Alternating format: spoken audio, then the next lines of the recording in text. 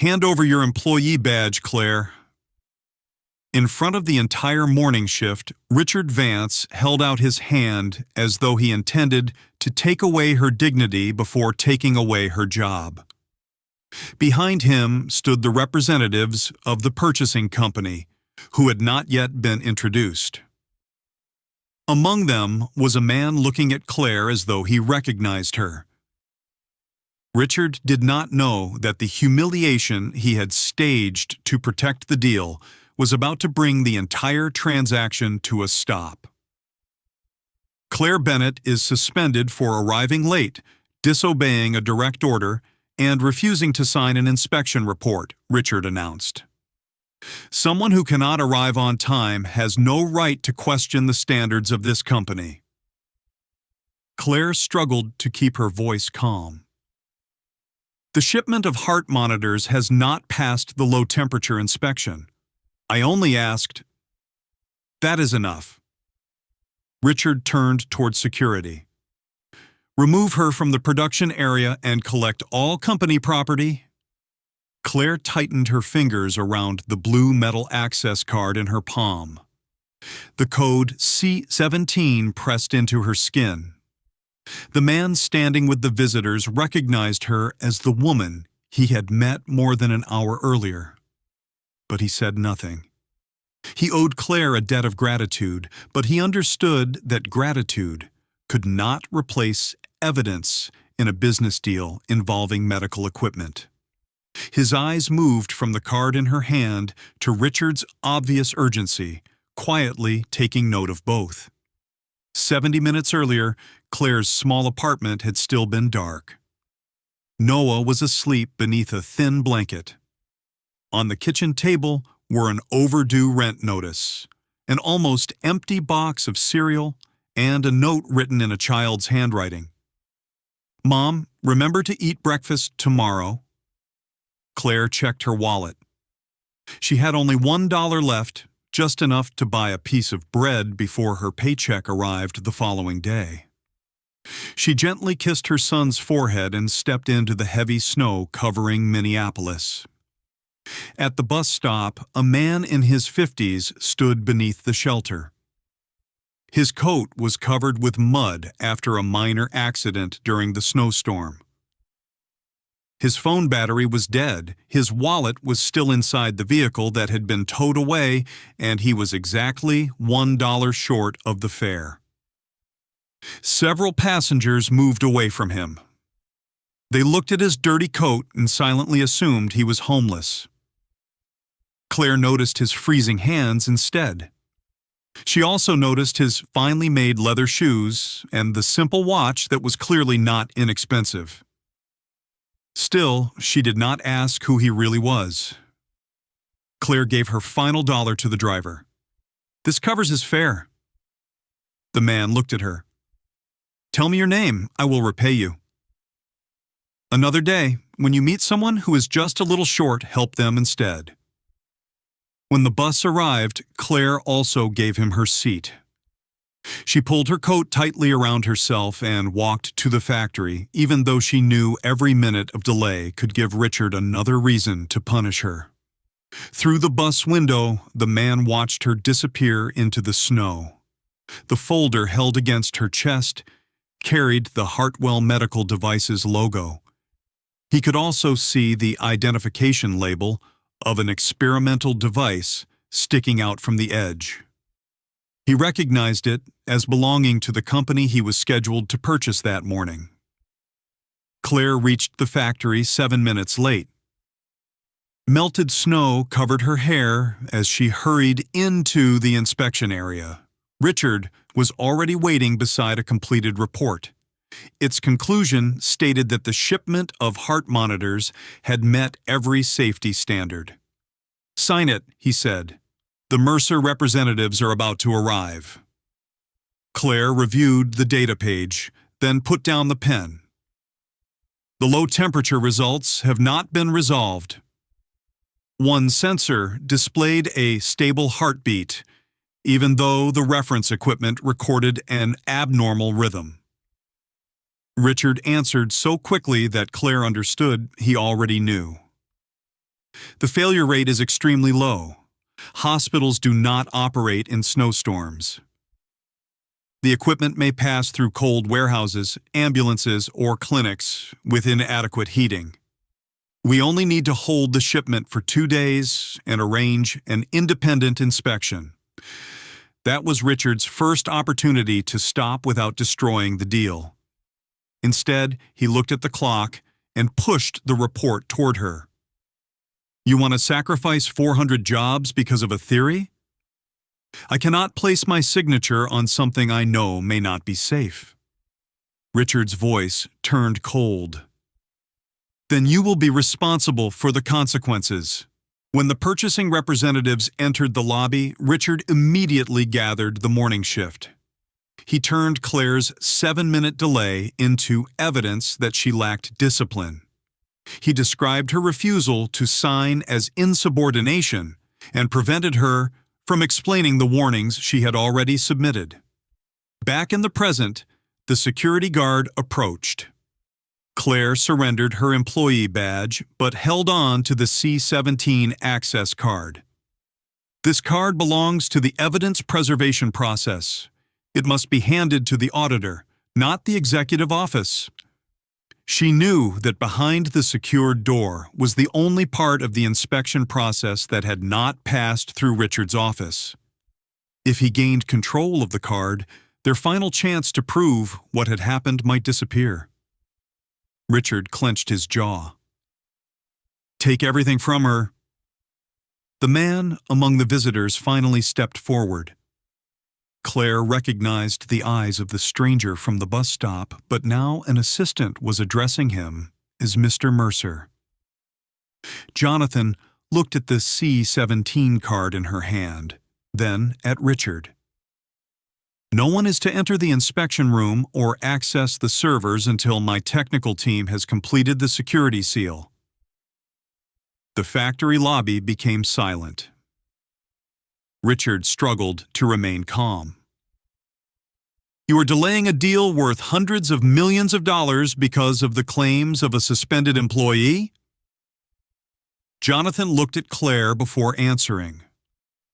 No, I am delaying it because you appear to be terrified that we might discover she is telling the truth. Richard did not answer. Jonathan turned toward the workers and formally introduced himself as the founder of Mercer Health Group, the man with final authority over the purchase of Hartwell. Claire looked at the stranger to whom she had given her last dollar at the bus stop. Her surprise lasted only a moment. Her first question had nothing to do with her salary or suspension. Has the shipment of heart monitors been held? It has been sealed, Jonathan replied. But the fact that you helped me this morning does not automatically prove that your accusation is correct. He assigned the audit to David Kim, then removed himself from the technical review team to avoid influencing its work. Claire transferred the C-17 access card according to the official record. She did not open the cabinet herself, even though she knew what was inside might save her job. Evidence handled outside the proper process could lose its value. David began with the samples Richard provided. Inside the cold chamber, the Hartwell monitors remained accurate and stable. After several testing cycles, none of the devices reproduced the failure Claire had described. Claire watched the steady heart rhythms on the screens. She clearly remembered the data she had seen, but faced with those results, even she began wondering whether she had missed something. The expressions around the room slowly changed. Several board members whispered that Claire might have overreacted. Richard immediately suggested that Jonathan continue with the acquisition. He promised to transfer Claire to another position instead of firing her. David refused to end the review. Before we expand the digital audit, would you like to voluntarily surrender all emails or disclose any changes made to the records? That was Richard's second opportunity to stop. "There's nothing to disclose." But after leaving the room, he secretly instructed a technology employee to clear the stored data and record the changes as routine maintenance. Claire returned to her apartment while suspended without pay. She opened the kitchen cabinet and stood silently before shelves that were nearly empty. Noah ran into the room holding his coin jar with both hands. "Take it, Mom. I have $11. Claire knelt in front of him. "That is the money you were saving for your toy car." Noah lowered his head. "I only said that. I know you sometimes say you are not hungry, so I can eat." Claire held her son but did not take the money. She apologized for making a 7-year-old child worry like an adult and promised that she would stop hiding every hardship from him. A knock sounded at the door. Elena Torres stood in the hallway, repeatedly looking toward the stairs because she was afraid someone had followed her. She admitted that she had seen Richard's people remove a box of samples from the inspection room near midnight. Elena had also saved a screenshot of the warning email before it disappeared. But if she testified, she could lose her job and the health insurance helping her husband recover from an accident. Claire did not ask Elena to choose her side. "You must make your own decision. I cannot demand the right to speak for myself by taking away your right to choose." At the factory, David examined the production codes again. The codes on the samples Richard had provided were newer than the date listed in Claire's report. The samples had been replaced. Hallway security footage showed Richard entering the inspection area during a period when the system had been disabled for exactly 13 minutes. There was no recording from inside the room, but the timing matched the removal of the sample box. In the presence of lawyers and compliance representatives, David used the C-17 card to open the isolation cabinet. The original sensors, handwritten inspection forms, and read-only data device were still protected by seals bearing Claire's signature.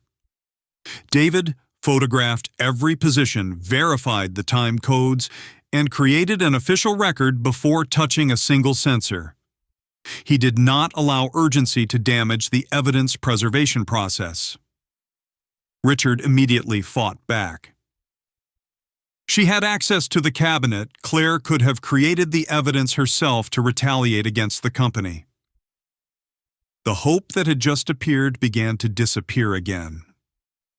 Without an independent witness, Claire could still be portrayed as someone who had fabricated the entire case.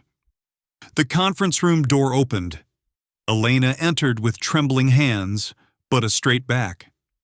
She placed the screenshot of the email on the table and testified about the box of samples removed during the night. "I stayed silent because I was afraid my family would lose its health insurance," she said. "But another family could lose someone they love if I continue remaining silent." The technical team recovered the server data. The records showed that Claire's warning had been opened 3 times through Richard's account before it was deleted. David installed the original sensor inside a test device and placed it beside the reference equipment in the cold chamber. The temperature slowly dropped. The reference device began recording an abnormal heart rhythm, but the Hartwell screen continued, displaying a false, steady rhythm. David reviewed the distribution records and discovered that 3 devices from the same product line had already been sent to clinical testing facilities in Minnesota. Jonathan immediately ordered every device removed from service and demanded urgent contact with each facility. 2 clinics confirmed that their machines had been disconnected. The third reported that one device was currently attached to a patient with a history of abnormal heart rhythms. During a video call, a technician at the clinic removed the Hartwell monitor and connected the patient to a reference device. An alarm sounded immediately. It was a warning the Hartwell screen had completely failed to detect. David looked around the room. Claire was not only correct. Had we waited one more day, a patient might have paid the price for this lie. The inspection room immediately became the site of an emergency meeting involving Hartwell's board, Mercer Health Group, auditors, lawyers, employee representatives, and government regulators. Richard was allowed to explain himself. He did not deny every data irregularity. Instead, he said Hartwell had been close to bankruptcy. I was trying to keep the company alive and protect 400 jobs. If the product defect had appeared before the acquisition, this factory might have closed. Claire looked at the workers who had remained silent because they shared that same fear. The risk of losing jobs is real, but workers should never be forced to choose between their paychecks and patient safety. Claire did not blame the frightened workers or demand that the factory close. She simply refused to let the truth be held hostage to their wages. Jonathan stepped forward and publicly confirmed that he was purchasing Hartwell. He was also the stranger Claire had helped at the bus stop. $1 made me pay attention to Claire, he said. It was not evidence that proved she was correct. I did not participate in the technical conclusion. Every result was confirmed by David's team and an independent laboratory. Jonathan understood that if gratitude became the verdict, Claire would be remembered only as a lucky woman who happened to meet a billionaire. So he allowed the evidence to restore her reputation. David placed the C-17 access card on the table. It opened the correct isolation cabinet. The sensor seals were intact, and the original data carried read-only time codes. Emails proved that Richard had received Claire's warning. Security footage recorded the movement of the sample box, and server records preserved the attempts to delete data. Elena testified about the box removed during the night. Production codes confirmed that the samples had been switched. Blind testing reproduced the defect, while the clinic confirmed that a Hartwell device had failed to detect an alarm in a real patient. David used a sensor model to explain the problem. At low temperatures, the connecting layer contracts. Instead of reporting that the reading is unreliable, the sensor sends a false, stable signal. The screen appears normal at the exact moment the patient's condition is not normal. Richard immediately blamed the technical team. I manage finances. I cannot understand every engineering detail. David displayed an email Claire had sent. In only 3 sentences, she had clearly described the danger, the conditions that caused it, and the need to hold the shipment. Below, it was a reply from Richard's account. This issue must not appear in the acquisition records. The documents also showed that Richard's bonus depended on the closing date of the deal. His decision to fire Claire had been prepared before she arrived late. Richard looked at Jonathan. I will resign quietly. If this becomes public, the company's value will collapse. Jonathan shook his head. We will not hide another violation to protect the sale price.